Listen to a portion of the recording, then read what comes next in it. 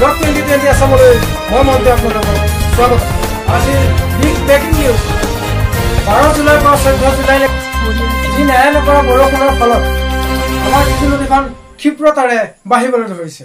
Camera পাছত আমাৰ উৎপলে দেখুৱাব আমাৰ কৃষ্ণ নদীৰ পৰিস্থিতি।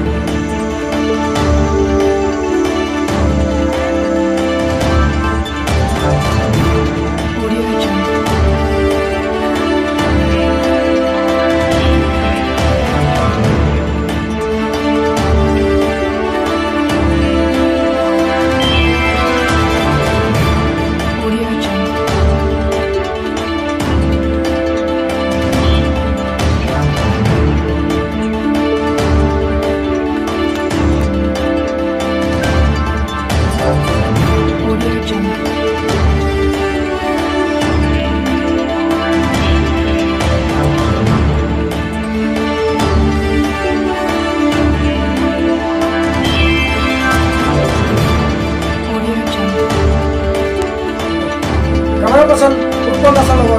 Mau